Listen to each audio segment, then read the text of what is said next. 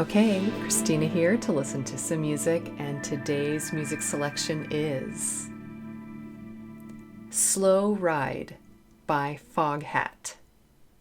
So I have never heard of this song or this group. No idea what I'm getting into here, but that's okay, because that's what we're here for, is to broaden our musical horizons. I do know, just with a little bit of help, that this group started in 1971, they're from London, and this song came out in 1975. That's about it. So, this will be a little adventure. And I love these. Sometimes a blind listen like this is really fun. And again, what are we doing here with all this listening? I am a professional classically trained musician, instrumentalist, vocalist, composer, and professor. So we talk about all different aspects of the music, the form of the piece, the instruments that were used, and how it makes us feel when we're listening to it, and why. Why do we like this music? Why do we maybe not like this music? So, enough talking for now. Let's dive into this, and let's listen. Okay? Let's jump into this.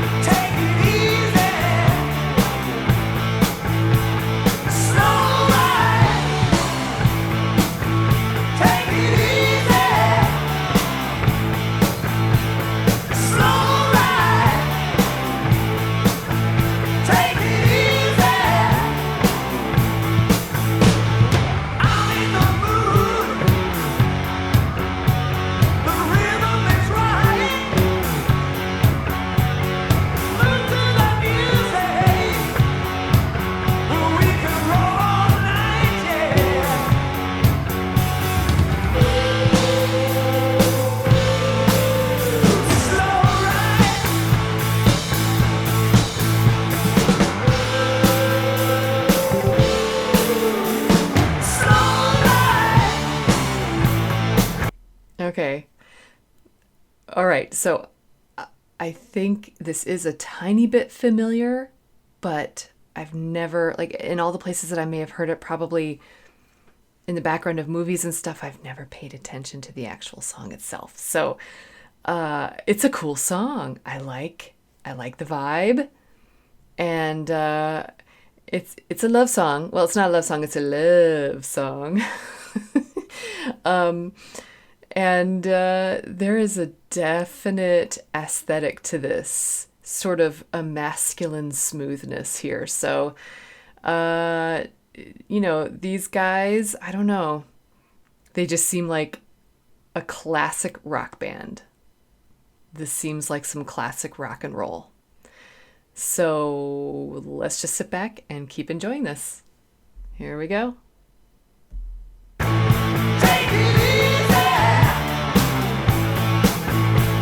Slow ride,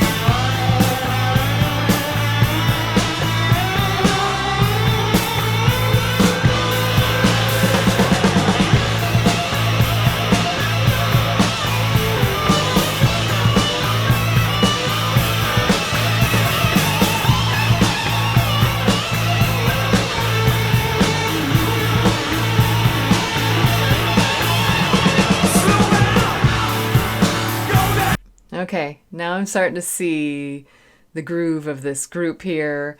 It was really simplistic at first, like just a basic band setup, and it was very repetitive, but it was such a cool hook that you just want to keep hearing it over and over again. So that's totally cool. There is some music out there that is way too repetitive. It's the kind of thing that you sometimes can get tired of. I don't think I would get tired of this. I think the groove of this is catchy enough that they're getting this right. They're replaying that over and over again, and we just want to soak it up. We do want to keep hearing it over and over again. So I know this is a live version of this.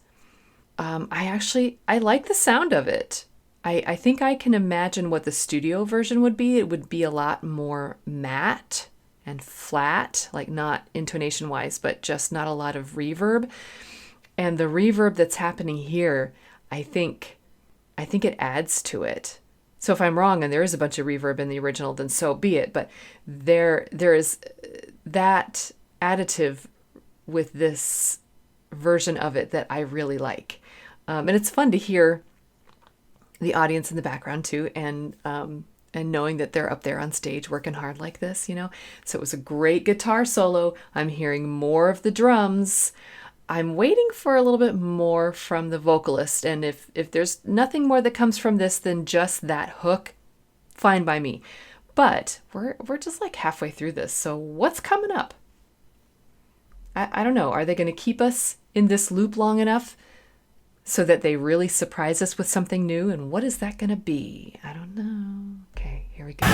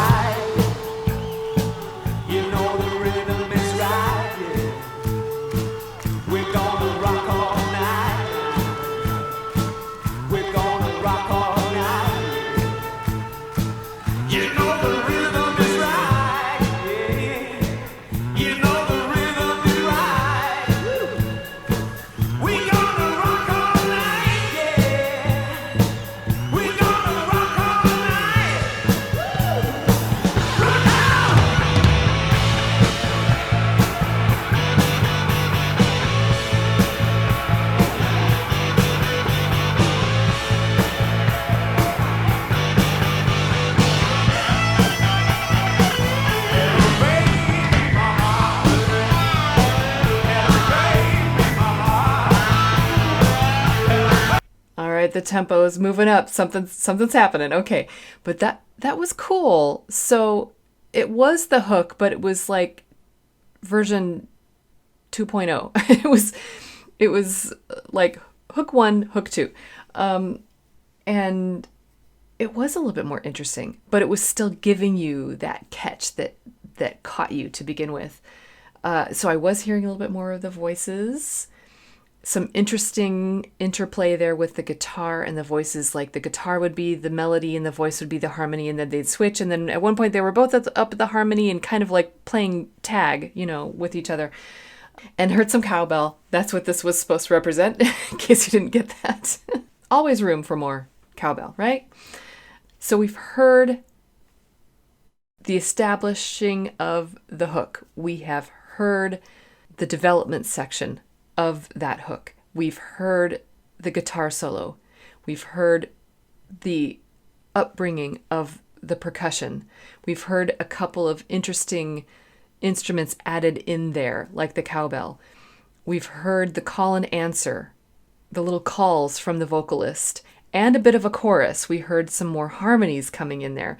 It's all there, like all of the parts, all of the ingredients in this recipe. It's all there.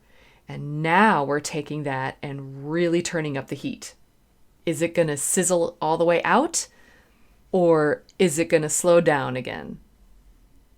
Kind of like what they're mentioning, taking it easy. Let's see. Let's back it up just a tiny bit and let's see what happens.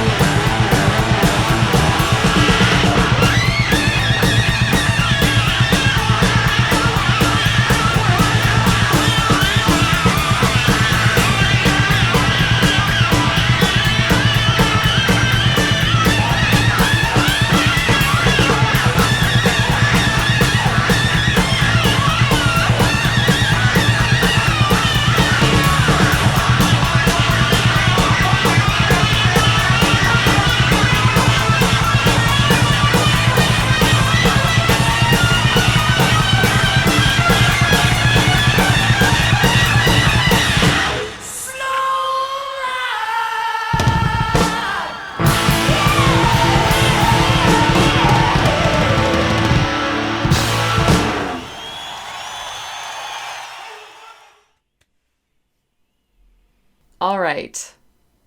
Good ending. Didn't know where it was going to go.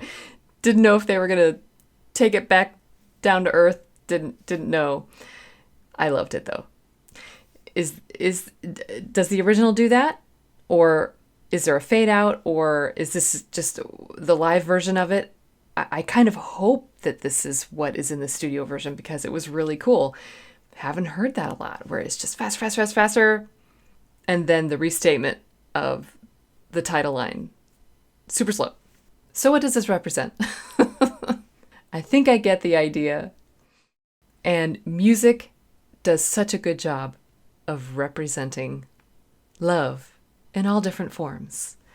And so I think that is exactly what's happening here. It does it very well. I always love a good translation of a human emotion or experience into music.